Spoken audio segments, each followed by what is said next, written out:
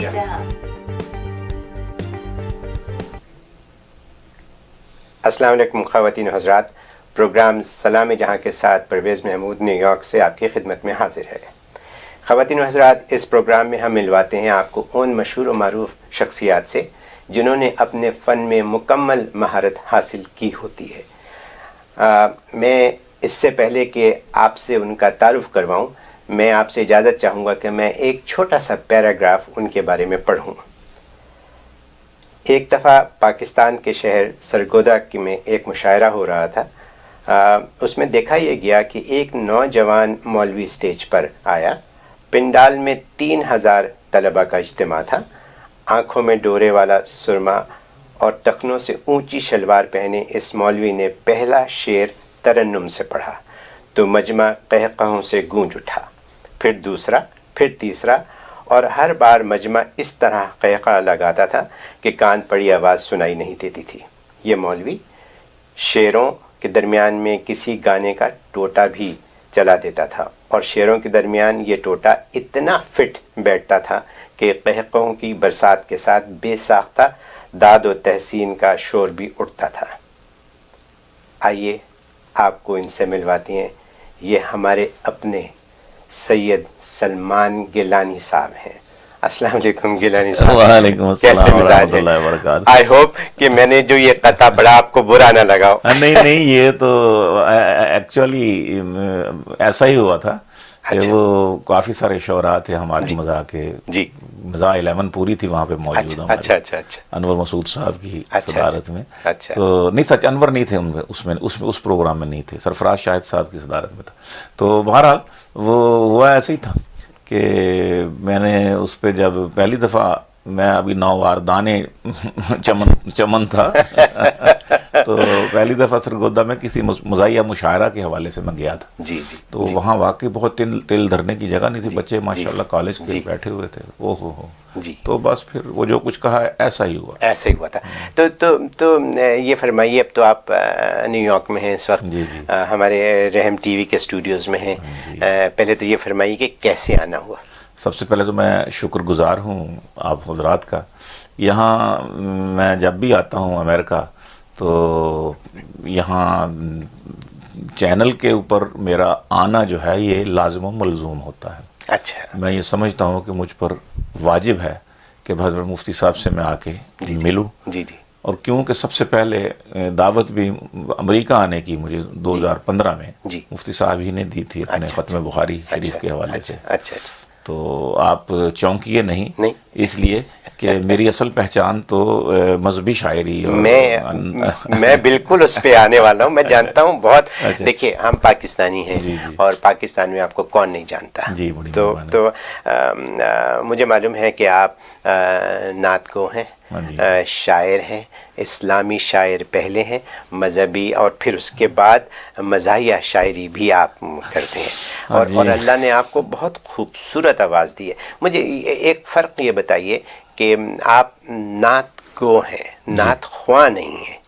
ہاں، اس کیا فرق ہے؟ باریک سا فرق ہے۔ جی، فرق یہ ہے کہ نعت خان جو ہے، جس کی بھی آواز اچھی ہوتی ہے، جی، وہ کسی بھی شاعر کی نعت جو ہے وہ پڑھ سکتا ہے اور پڑھتا ہے۔ جی، جو شاعر اپنا کلام سنا رہا ہو، چاہے وہ تحت اللفظ میں سنائے، جی، چاہے وہ ترنم سے سنائے، اچھا، تو وہ نعت گو شاعر کہلاتا ہے، اس کو نعت خان نہیں کہتے۔ البتہ اگر وہی نعت گو شاعر لوگوں کی نعتیں بھی پڑھتا ہو تو پھر اس کو یہ پلس پوائنٹ مل جاتا ہے کہ وہ نعت خان بھی ہے اور نعت گو بھی ہے۔ جیسے اعظم چشتی مرحوم تھے، جی، ماشاءاللہ وہ نعت گو بھی تھے، خود نعتیں لکھتے تھے، کہتے تھے، اور دوسرے شعراء کی بھی پڑھا کر۔ جی، گیلانی صاحب، اس سے پہلے کہ میں اور مزید سوالات کروں، میں چاہوں گا کہ آپ اپنے والد محترم کے بارے میں ہمیں کچھ بتائیے۔ میرے والد، مجھے فخر ہے جی کہ میرے والد سید امین گیلانی رحمۃ اللہ علیہ تھے، علیہ ہیں۔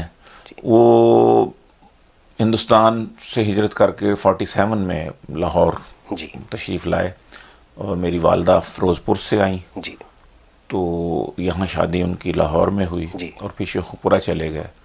تو شیخ پورہ میں ہم چھوٹا شہر تھا، تو وہاں پر بہتر ان کو محسوس ہوا کہ یہیں رہنا چاہیے، کیونکہ جب یہاں آئے لٹے پٹے قافلے تو یہاں لاہور کی حالت بہت اپسیٹ تھی.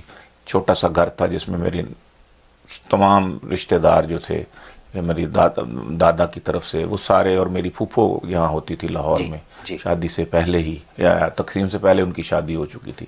تو ان کا گھر تھا وہیں, سارے ان کے بھی, یعنی میری پھوپھو کے رشتہ دار بھی اور میرے پھوپھا کے رشتہ دار بھی, سارے اسی گھر میں. تو جوائنٹ فیملی سسٹم جو ہوتا ہے, جوائنٹ فیملی, چھوٹا سا گھر تھا. اس میں اب یہ پھر ابا جی چاہتے تھے کہ میں یہاں سے نکلوں. تو چھوٹے شہر میں ابا جی کی پہچان ہندوستان میں ہی شعر و شاعری کے حوالے سے ہو گئی تھی. جب پاکستان بنا تو 26-27 سال ان کی عمر تھی. تو 27 سال تھی, 1920 کی ان کی پیدائش تھی. تو 47 میں یہ ہو گیا, 27 سال عمر تھی. تو ابا جی نوجوانی میں ہی ہندوستان کے اچھے شعراء میں ان کا شمار ہو گیا تھا, ریڈیو, آل انڈیا ریڈیو سے, اور اس وقت لاہور ریڈیو سے بھی تقسیم سے پہلے یہاں آتے رہے, مشاعرے پڑھتے رہے. آواز ان کی بھی بہت اچھی تھی. پھر امیر شریعت سید عطا اللہ شاہ بخاری ہماری رشتہ دار تھے, محلہ بھی ساتھ تھا امرتسر میں. تو ان سے ان کی رغبت رہی, ان کے ساتھ اٹھنا بیٹھنا رہا. ان کی ہی سمجھے آپ نے شخصیت سے متاثر ہو کر ایک مذہبی راستہ اختیار کیا, مجلس احرار اسلام, اور سیاسی راستہ. اور وہاں پر اس وقت جو انقلابی شاعری ہوا کرتی تھی وہ والد صاحب کرتے تھے. اس سلسلے میں شاہ جی کے ساتھ قید و بند کی سہولتیں بھی ان کو اٹھانی پڑی. تو انقلابی شاعری سے شروع کیا, لیکن غزل کی طرف آئے وہ.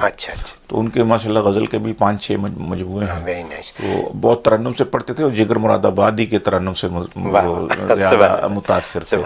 تو آپ کے والد صاحب نے تو ینگ ایج میں شاعری شروع کی, آپ نے کب شروع کی؟ میں نہیں, والد صاحب کی ینگ ایج کی شاعری مشہور ہو گئی. اور ورنہ وہ بھی ظاہر ہے کہ بچپن سے, لڑکپن سے ہی کرتے آ رہے تھے شاعری. شعر و شاعری ہمارے, تو آپ کو پتہ کہ سادات فیملی جو ہے, سید لوگ, یہ ہمارے آباء و اجداد سارے خطیب اور ادیب اور شاعر, اور یہ اہل بیت میں سے آپ دیکھیں سیدنا علی کی کے اشعار سنیں آپ, اسی طرح آگے سید زین العابدین, یہ ساری حضرت زینب کا خطبہ جو ہے مشہور ہے یزید کے دربار میں.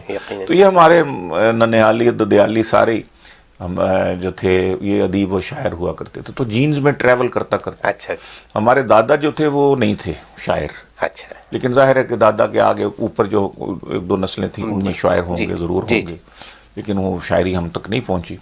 تو وہ والد صاحب رحم اللہ کی شاعری جو تھی وہ انقلابی شاعری ہوا کرتی تھی. آپ نے کب شروع کی طرف آئے تو میں نے, چونکہ شہر میں ابا جی کی وجہ سے شیخوپورہ میں ماحول بھی بنا ہوا تھا شعر و شاعری کا, مشاعرے بھی ہوتے تھے. پھر والد صاحب پورے پاکستان میں جایا کرتے تھے مشاعروں میں. تو مجھے شوق تو تھا والد صاحب کو سننا, ان کے ساتھ جو شاعر لوگ آنا, گھر کا ماحول تھا, گھر میں ماحول تھا. پھر میں نے تک بندی شروع کی, تو انہوں نے مجھے ڈانٹا کہ بھی ابھی پڑھائی کا وقت ہے تم اس طرف مت آؤ. لیکن کالج میں جب میں پہنچا ہوں تو ظاہر ہے نوجوانی 17-18 سال کی عمر میں تو تھوڑا سا میچور بھی ہو گیا. پھر وہ انٹر کالجیٹ اور انٹر یونیورسٹیز مشاعرے ہوا کرتے تھے, طالب علموں کے آپس میں مقابلے. پھر وہاں سے انعام ملتے تھے, وہ چاندی کے کپ, جس کے چاندی نما کپ ہوتا ہے, چاندی تو نہیں ہوتی لیکن چاندی نما, تو میڈلز ملنے. تو کالج والوں کو پتہ تھا کہ میں شاعر کا بیٹا ہوں, تو وہ مجھے منتخب کرتے تھے کہ بھی آپ نے نمائندگی کرنی ہمارے کالج کی. اور جہاں بھی گئے ہم انعام ہی لے کے آئے, فرسٹ سیکنڈ. تو اس سے حوصلہ بڑھتا گیا. پھر والد صاحب کو میں نے دکھانا شروع کیا, انہوں نے اصلاح شروع کی. شروع میں تو ساری کی ساری پھاڑ دیتے تھے اور اپنی طرف سے لکھ کے دے دیتے کہ بھی یہ پڑھ. اس کے بعد پھر آہستہ پھر 2-3 شعروں کو کاٹ دینا, مجھ سے ٹرائی کرانی, دوبارہ لکھو, پھر لکھو, یہ کیا جھک ماری ہے, یہ کیا لکھا ہے, اس کو ایسے نہیں کر سکتے تھے. مطلب یہ ان کا سکھانے کا جیسے استاد. مجھے شکر ہے کہ والد صاحب کو سیکھنے کے لیے امرتسر سے لاہور آنا پڑا, اور مجھے گھر میں موجود آپ کے استاد گھر میں موجود تھے. تو آپ نے کیا نعتیہ شاعری اور مزاحیہ شاعری ایک ساتھ شروع کی؟ ہے کہ نہیں, مسئلہ یہ ہے شاعری ہی ہے. آگے اس کی آپ نے جہتیں مقرر کر دی, جس کے اندر اللہ تعالیٰ نے یہ صلاحیت ودیت کر دی ہے شاعری کی, شعر و شاعری کی, شعور سے ہے. اب آپ اس شعور کو کسی بھی طرف, جس طرف آپ کی طبیعت کا رجحان ہو, آپ اس طرف اس کو موڑ لیں. تو لیکن اس شاعری سیکھنے کے لیے غزل بہت ضروری ہے. غزل ضروری ہے, غزل بہت اصل بات وہ ہے. ہاں, غزل ماں ہے, کیا کہتے ہیں, ہے ان کی. ٹھیک ہے. تو آپ کا غزل کا مجموعہ بھی ہے؟ میرے غزل کے 2 مجموعے ہیں. اچھا ماشاء اللہ. حریف سنگ اور بہار خامہ. اچھا اچھا. اس کے بعد پھر میں اس میدان میں جاتا تھا، مشاعروں میں جاتا تھا، لیکن ہمارے ہاں ادبی گروہ بندیاں بہت کام دکھاتی ہیں جی. تو وہ پاکستان میں بھی یہ بہت معاملہ تھا. پھر ہمارا ترنم بھی تھا، اس سے بھی حاسدین جو ہیں وہ ماشاءاللہ آپ کو پتہ ہے کہ لیگ پولنگ بھی بہت ہے، حاسدین بھی بہت ہوتے ہیں. تو ہمارے ترنم کی وجہ سے عوام ہماری جو ہے نا وہ زیادہ وہ پذیرائی کرتی تھی. جی. تو کچھ ہمارے جو تحت اللفظ پڑھنے والے شعراء تھے وہ ذرا خار کھاتے تھے کہ یار یہ کل کا بچہ آواز کی بنا پر یہ چل رہا ہے، شاعری تو ہماری اچھی ہے. ماشاءاللہ آپ کی آواز بہت زبردست ہے. اور یہ بھی اسی کی دین، اپنا کیا کمال. بالکل اسی کی دین ہے. تو وہ شاعری پھر غزل سے شروع کی. پھر میں 92 میں پہلی دفعہ عمرے پر اللہ پاک نے توفیق دی، غیب سے اسباب بنے، ورنہ اپنے پاس تو کچھ بھی نہیں تھا. تو الحمدللہ پھر وہاں اس کے بعد پھر میرا نعت کی طرف رجحان ہوا. لیکن ہم اسلامی شاعری کیا کرتے تھے سیاسی جلسوں میں. والد صاحب کا میں نے بتایا نا تعلق ہی اس سے تھا، احراج سے تھا. جی. تو یہ فرمائیے کہ آپ کا سب سے پہلا مشاعرہ پڑھنے کا کب اتفاق ہوا؟ دیکھیں میں اور کس عمر میں؟ جی سیالکوٹ میں مشاعرہ کروایا کرتے تھے ہمارے اصغر سودائی مرحوم، جی جن کا یہ ترانہ مشہور ہے پاکستان کا مطلب کیا لا الہ الا اللہ، تقسیم کے جلسوں میں پڑھا کرتے تھے اور مشہور ہو گیا، نعرہ بن گیا پاکستان کا. تو وہ سالانہ مشاعرہ کرایا کرتے تھے علامہ اقبال کے 9 نومبر کو، اس کے یوم پیدائش پر. تو اس میں فیض، عدم، تاثیر، حفیظ جالندری اور قتیل شفائی اور بڑے نام اس وقت وہاں آیا کرتے تھے. تو والد صاحب کو بھی بلایا کرتے تھے وہ ہر سال. تو پہلے تو میں ضد کر کے ابا جی کے ساتھ 1-2 دفعہ گیا کہ مجھے بھی مشاعرے میں لے کے جائے. تو پھر مجھے وہ اصغر سودائی صاحب ابتدا میں نا جیسے شروع کرانا ہوتا ہے تلاوت کے بعد، سب سے پہلے سلمان آؤ غزل سناؤ. ہاں اچھا. تو ایسے حوصلہ ہوا. میں نے فیض کے اور ان سب کے بڑے بڑے شاعروں کے ساتھ پڑھا ہوا ہے، تو یہ مجھے فخر حاصل ہے. اس وقت یہ میڈیا نہیں تھا، میں بتاؤں آج ہمارے پاس ان کی تصویریں ہوتی ہیں، سارا کچھ ہوتا ہے. میں آپ کو یہ کہوں گا کہ میں نے آپ کو سنا ہوا ہے اور میں آپ کو سننے کا بہت زیادہ خواہش مند ہوں. یقیناً ہمارے تمام دیکھنے والے آپ کو سننا چاہیں گے. ہم ایسا کرتے ہیں کہ ایک چھوٹی سی بریک لیتے ہیں، جیسے ہی بریک سے واپس آئیں گے پھر آپ سے ترنم سے سنیں. بالکل. خواتین و حضرات، آپ دیکھ رہے ہیں پروگرام سلام جہاں. ہمارے آج کے مہمان ہیں سید سلمان گیلانی صاحب. چھوٹی سی بریک لے کر واپس آتے ہیں اور ان سے مزید بات چیت کریں گے.